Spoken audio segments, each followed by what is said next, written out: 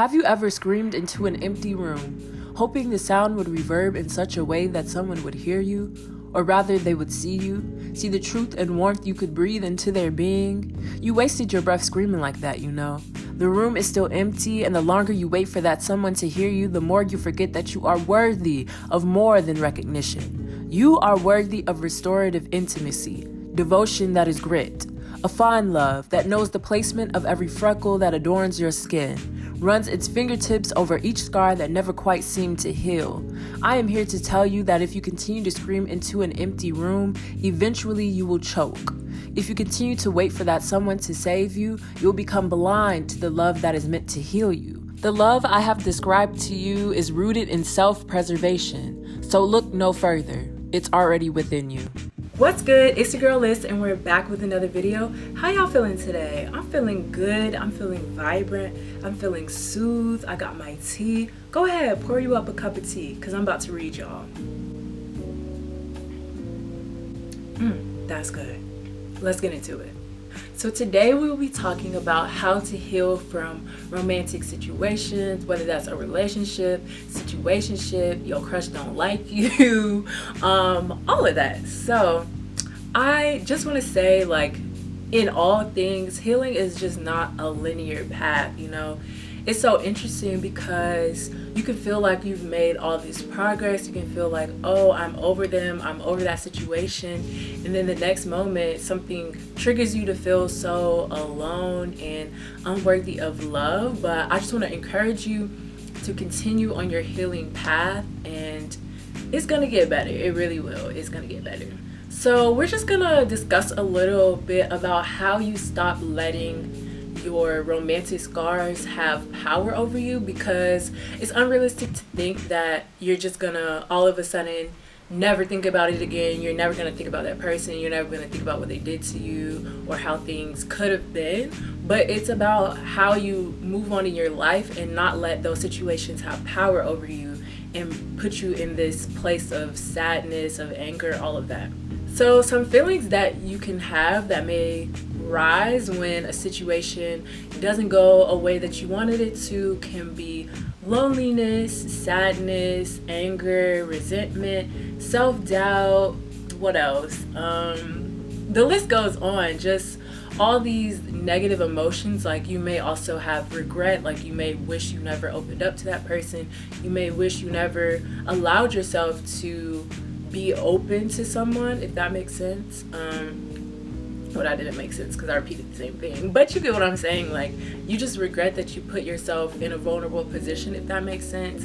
And that's completely normal. I want to say that it's proven that when you go through heartache, like some type of emotional pain, your brain releases the same chemicals as if you were in physical pain. So I think that the first step in moving forward is accepting your feelings and allowing yourself to sit in that and not kind of pretend that you're okay or pretend, oh, I'm over him, like I'm over her, blah blah blah. Like, no, you have to be real with yourself, and you have to be able to not judge yourself for the feelings that you may have. Because one thing that I do, if I'm sad over somebody, I will actually like beat myself up about it. I'll be like, girl, you don't need him, you don't need them, like you should be happy, blah blah blah, like you are happy, you don't need them. And I like create this false feeling that I'm over them, I'm empowered, I don't need them, when really I'm hurting inside. And that only delays your true healing, because those feelings are not going to go away until you address them and accept them. I think that a common response, or I can at least I can at least say for myself, is I tend to internalize rejection or someone not committing. I tend to internalize however someone treats me, especially in a romantic way. So meaning, like, if someone ghosts me, I internalize like the feeling of that rejection or that like not understanding what happened or not being enough. It's like my brain tells me, oh, the way that they treated you is what you deserved. And that's just not true. I think another step in healing is accepting that you did all that you were supposed to do, and a person's actions are a reflection of them and not you. Like, it's not a reflection of who you are or your worthiness of love or, it's not a reflection of you, it's more of a reflection of them. And once you accept that and truly like begin to not internalize this thought that like you are not worthy of love by how someone treated you, you can really start to heal and move forward. One thing about the internalized rejection is you can tend to get in this place of comfort in your sadness. Now, while it's important to accept your emotions, your feelings, and not judge them, there's a difference between accepting them and sitting in it and being comfortable in it. I think that self-pity is a place that a lot of us get to, or at least myself, is I'm so comfortable in this feeling of sadness because it's been going on for so long that I just sit there and I don't actually do the steps I need to feel better. It's like, it's really hard to go against what you're feeling and get yourself up and do the steps it takes to heal. So yeah, there's a difference between accepting your emotions and brewing in them, if that makes sense. So healing really is an active process. Like, you have to actively go against yourself in a way. You have to go against those thoughts in your head like, I deserved to be treated that way, I deserved like to not receive love the way that I needed to, if that makes sense. Like, you have to come out of those thoughts and actively like counteract them. I think that it's completely normal and human to feel the desire to love and be loved, but it's like when your past starts to have control of you, I guess that's when there's an issue. Or when you're placing so much weight in, if you have somebody next to you, if you have somebody to love, if you're putting so much weight in that you yourself, you just feel low and you feel undeserving, that's when it's an issue. And that's when you have to start taking the actions to feel better, to be in a better place, to love yourself the way that you desire to be loved and the way that you would like to love someone else, if that makes sense. So yeah, it's completely human to want somebody. Like, it's not, the goal here is not to just be like, oh, I don't need nobody, I have myself.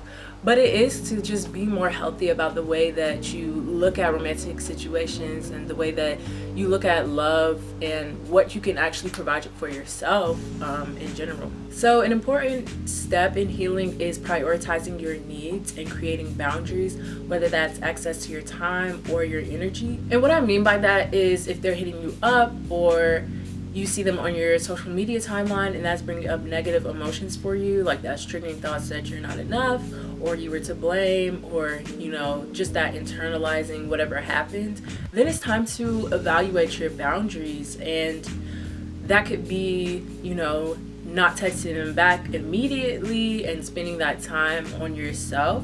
Or it can mean if you're seeing them on your timeline and that's a visual trigger, maybe it's time to mute, block, or unfollow them, just so that the spaces that you're curating are really prioritizing yourself and your healing. Because I think a lot of times we place so many other things above our needs, whether that's someone else's needs or whether that's you want to keep a friendship with this person, we put that before our own needs. But in healing, you really have to put yourself and your needs above everything else. Let me take a break. I've been talking too much. My tea getting cold.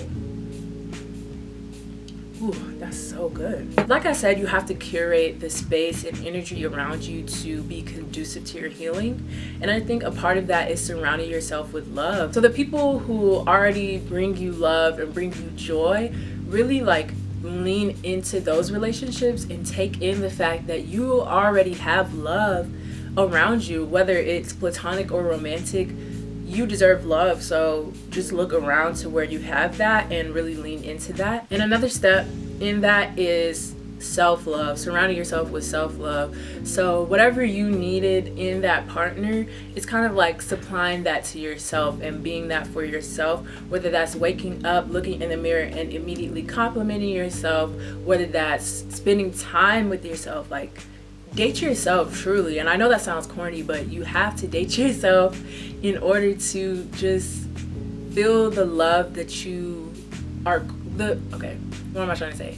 Basically, the love that you crave and that you desire is the same love that you're capable of giving yourself. Like, that's really how that works. I know our brains don't think that way, But it's like the same love you're willing to give to someone else, you really have to give that to yourself. You'll see a lot more love in your life, and you'll exude more positivity, and you'll come out of that feeling of sadness and self-pity once you're able to surround yourself with self-love as well as love from the other relationships in your life. Okay, so I think it's important to find a release for those emotions, for that anger, for that resentment, for the sadness. I think the line between acceptance and not judging your feelings and sitting in your feelings is that action of finding a way to release whatever it is. And that for me is writing. I really just have to write out all the thoughts that are in my head, all my feelings. And it's just a release for me, just pouring it out. Now, writing might not be the way for you. It might be listening to music, or it might be exercising. Exercise is a really good way to get that energy out of your system in a healthy way, and it'll release endorphins and you'll just feel better. But just find whatever release it is for you, whether that's creative or active or whatever it is. Like, just find that release so you can kind of push those emotions out of your heart and pull in the love from other people, your other relationships, and from yourself. I think that healing is also looking at a situation and I don't want to say analyzing, because that's going to cause you to overthink, but really thinking about, like, what do I need, what do I want in a relationship, and what do I not want. It's like the past situation can show you what you don't want and what you do want. So you really have to reflect. I'll say reflect, not analyze. Reflect on whatever happened and how can you move forward. And I don't want to say prevent.